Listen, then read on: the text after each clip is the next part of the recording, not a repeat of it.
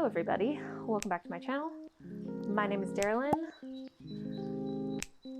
and today I'm going to be taking you through how I have successfully rooted a number of Queen Anthurium. Now, I just want to disclaimer, please don't judge me on how not amazing the foliage on some of these look right now. As I mentioned, I think randomly one off in another video, I got a little bit lazy with giving my plants the correct water there for a while. And yeah, as a result, a lot of the Queen Anthurium really suffered. So lesson learned, and honestly, really though, this foliage is just superficial. The actual plant, the rhizomes are fine. So I wanted to show you guys how I've rooted a lot of Queen Anthurium, because it's one of the most common questions I've been getting lately as far as care goes, especially on all the Acclimating vlogs, because I think a lot of people are getting Queen Anthurium at their pop-ups. So we're gonna go through how I deal with Queen Anthurium at every kind of stage in their development. And then I'll try and give you guys a Queen Anthurium video update, in a couple of months, maybe once I have some more new leaves and they're maybe looking a little bit happier. But the thing that matters here is that they're all rooted. So the first thing I guess we'll start with is the plants that you're probably going to get from Acclimating. So that's where these big ones are from.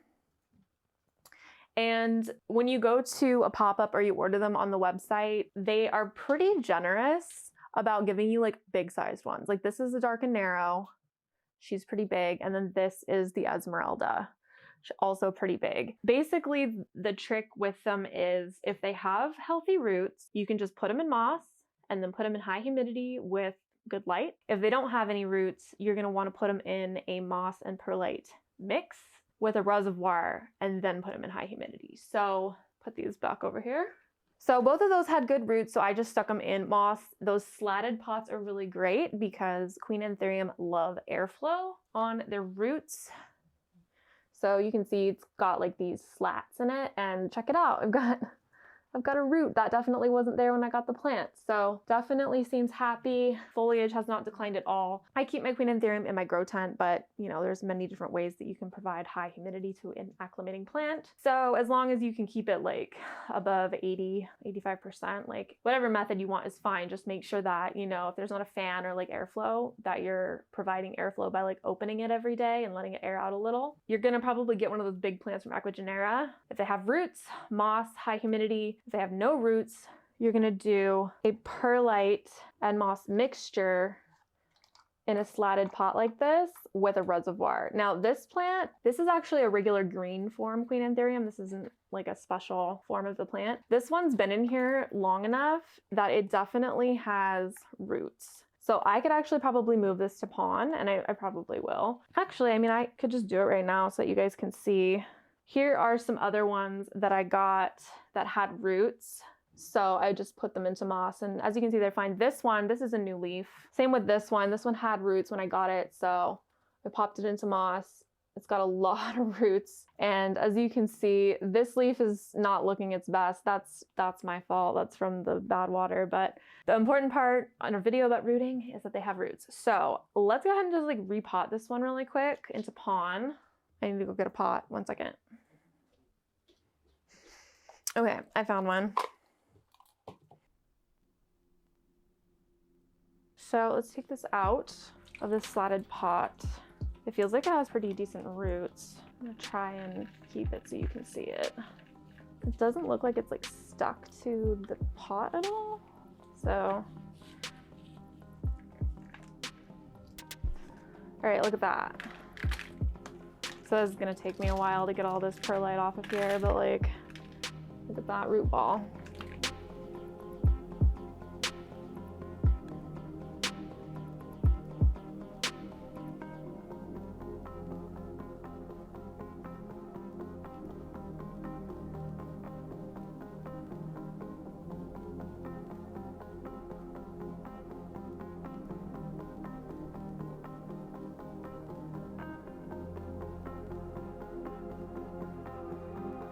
Looks like there's a couple of like really old roots that may have rotted a little, but all right, for the most part, we've got some nice looking roots, and we also have another aerial root. So this is gonna fit perfectly in here. Yeah, that's gonna fit perfectly.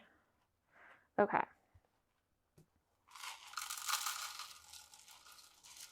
So I've learned that using Pon, it's so much easier to work with when it's dry. So I'm not gonna rinse it until after I get this in here.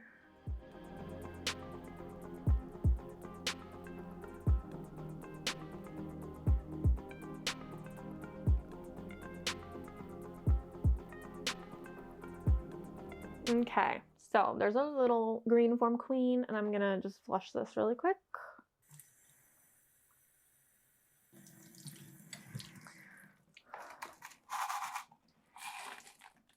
Yeah, working with Pon dry is definitely the way to go. Just as an aside, like that was so much easier. Okay, so she's in her little self-watering pot in Pon now. I'm gonna give her some fresh water that's filtered. Might be a little bit too much. I mean, queens like to be wet, but we don't want any rot now, do we? Plus, there's a lot more dust that came off of that. All right. Okay, so that is what we've got. Now, I'm really hoping that this plant does exactly what my black crystallinum did and just like starts to get huge now that it's in Pon, but we shall see. Okay, so then the last thing, hi, come here. He's just sitting in here. He's just sitting on the kitchen mat on the floor, just like being cute and loyal. Are you protecting mommy? You're a good boy. Say hi. Say hi. You're a good boy. Oh, hi, internet. Hi, internet. Good boy. Okay. All right, I'm gonna put him down, but he's like being really cute and it's really difficult to ignore him. So the last thing that can happen if you get a Queen Anthurium from the Aquagenera pop-up is you end up with a stump. Yeah, this definitely happens to the best of us and doesn't really matter. You can do the absolute 100% correct thing the first time with plants sometimes, and they still just, like, there wasn't really any hope, you know, in the first place. Like, so don't feel bad if you end up with a stump. Like, it definitely happens. But if that happens, essentially what you're going to be doing is node propagating, and like don't throw the chunk away. Like you can definitely get another plant from it, but it's kind of a long road. So what I do with mine is, so I have this little container. It's actually a votive candle holder of all things, and I just fill it with like perlite and pumice, and it's actually really dirty because it's been in use quite a long time. It's full of algae, but as you can see, I've got a couple little Anthurium chunks in there, and there is actually a queen Anthurium in there. And I just put a little plastic wrap on top of this, and I leave it under like some nice bright light, somewhere where it's nice and warm. I actually used to keep a heat mat like on it at all times, and that worked too, but you'll start to get little plants out of it.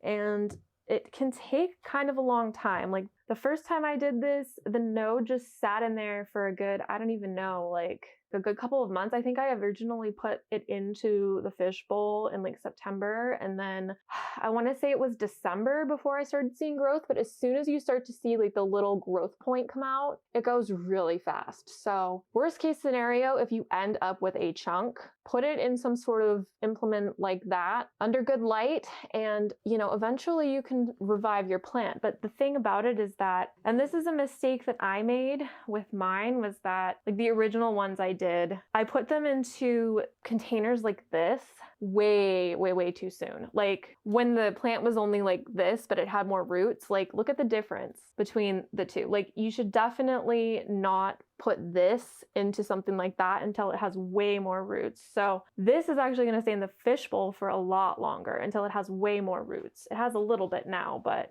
we're not making that mistake twice. So I'm going to put it back, but if you guys want to see it one more time.